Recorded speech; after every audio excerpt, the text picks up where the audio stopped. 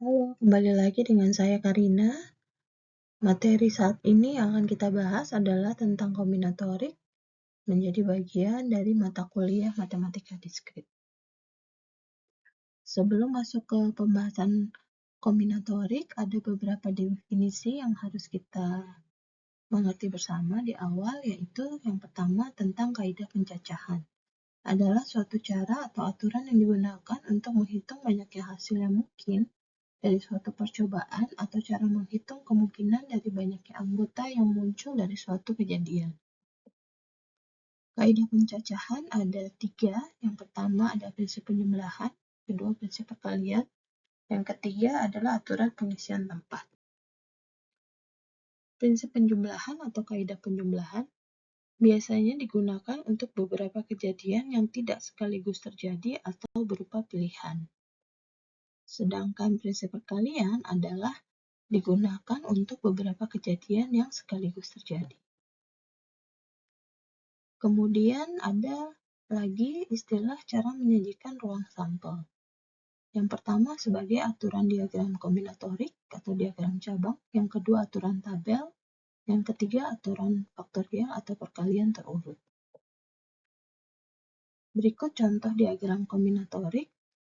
Misalkan kita ingin menggunakan kerudung menggunakan putih, warna putih, kemudian terdapat baju dengan pilihan warna merah, hijau, dan ungu.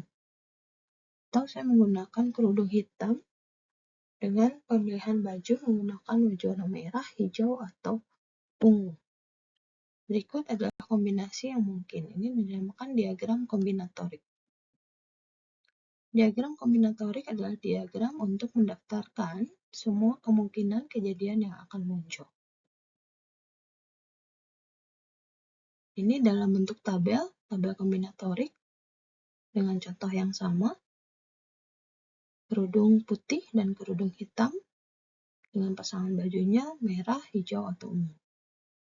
Sehingga akan muncul 6 kombinasi cara memasangkan kerudung dan baju. Kemudian faktorial. Faktorial dinotasikan sebagai tanda seru di mana n adalah bilangan bulat positif. N faktorial. Contoh, misalkan 5 faktorial itu artinya sama dengan 5 kali 4 kali 3 kali 2 kali 1. 2 artinya 2 faktorial itu sama dengan 2 kali 1 sama dengan 2. Untuk 1 faktorial 1 dan untuk 0 faktorial itu juga 1. N faktorial dinyatakan dengan N dikali N-1 dikali N-2 sampai dengan terakhir angkanya 1, di mana N adalah bilangan bulat positif. Operasi faktorial mencakup penjumlahan, pengurangan, perkalian, dan pembagian. Aturan kaidah pencacahan di mana pencacahan boleh berulang, pencacahan tidak boleh berulang. Pencacahan boleh berulang. Aturan pencacahan berulang membolehkan kita untuk memilih objek yang sama lebih dari satu kali dan menempatkannya pada posisi yang berbeda dalam susunan yang kita buat. Contoh pencacahan boleh berulang adalah password HP. Pencacahan tidak boleh berulang. Aturan ini memperbolehkan kita untuk memilih objek-objek yang berbeda untuk ditempatkan dalam suatu susunan, sehingga setiap objek hanya bisa dipilih satu kali dan tidak boleh dipilih kembali.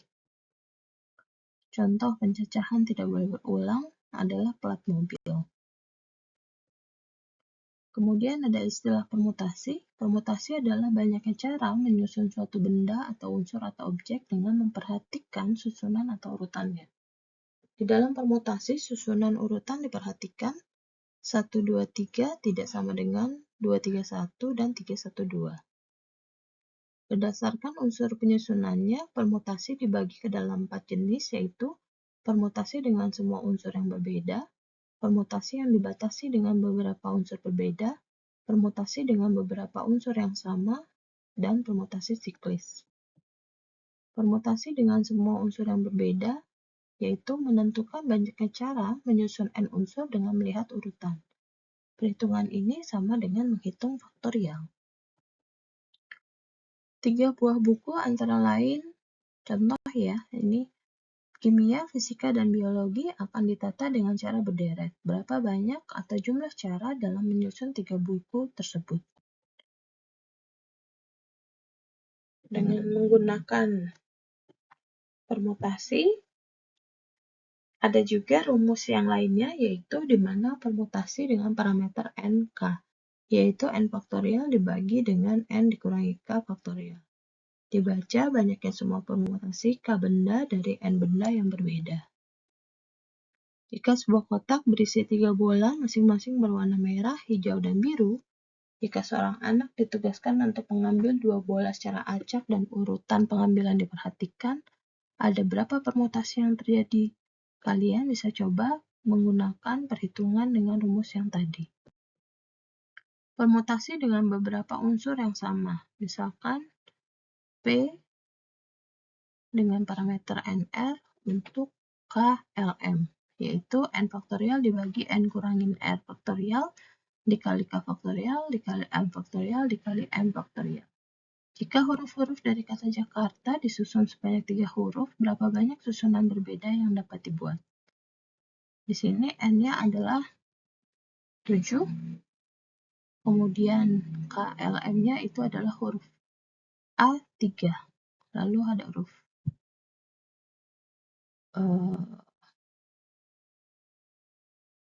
cuman A saja. Sebuah rak buku akan diisi dengan 4 buku matematika, 3 buku komputer, 2 buku seni, dan 3 buku biologi. Jika semua jenis buku bisa dicampurkan tempatnya, berapa banyak susunan berbeda yang dapat dibuat? Silakan kalian coba untuk menghitungnya dengan prinsip permutasi. Kemudian permutasi siklis, yaitu di mana N dikurangi 1 faktorial. Contoh lain, Sari hendak membuat alamat email baru sehingga ia membutuhkan kata sandi yang memiliki 8 karakter. Kata sandi dianggap baik apabila menyatukan huruf dan angka. Sari ingin memakai namanya dengan 4 karakter awal atau akhir secara berturutan, lalu ditambah 4 angka berbeda, misalkan 0 sampai 9 dengan acak. Sebagai contoh, Sari 1234, Sari 4321, 0321 Sari, 3214 Sari, dan lainnya. Berapa banyak jumlah kata sandi email yang bisa dipakai oleh Sari? Bisa kalian coba hitung. Kemudian coba menghitung aturan faktorial. Kemudian istilah kombinasi. Kombinasi adalah cara menyusun objek tanpa memperhatikan urutan. Misal, Andi, gue minta tolong dong cari 3 orang buat masuk tim vokal gue. Dian, mau yang kayak gimana? Bebas, yang penting suaranya oke. Oke, dari kejadian ini maka kita dapat memilih bagaimana vokalis yang dapat dipilih. Karena tidak ada syarat yang harus disertakan. Rumus kombinasi adalah C dengan parameter NK, di mana N faktorial dibagi K faktorial dikali N dikurangi K faktorial. Banyaknya semua kombinasi K benda dari N benda yang berbeda.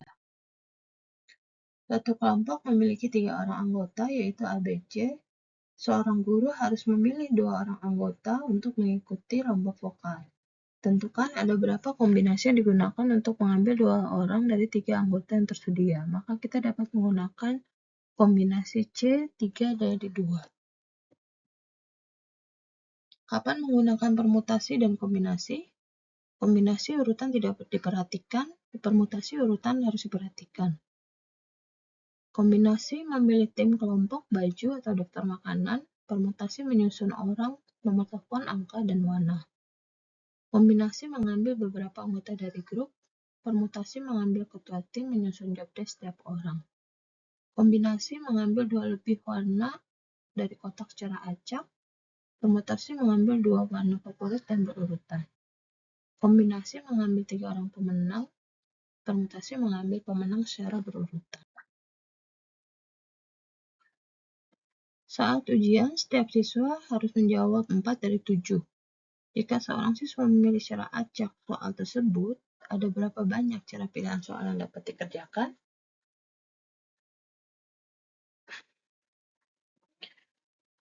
Itu contoh yang pertama. Contoh yang kedua, saat ujian, setiap siswa harus menjawab 4 dari 7 soal yang ada.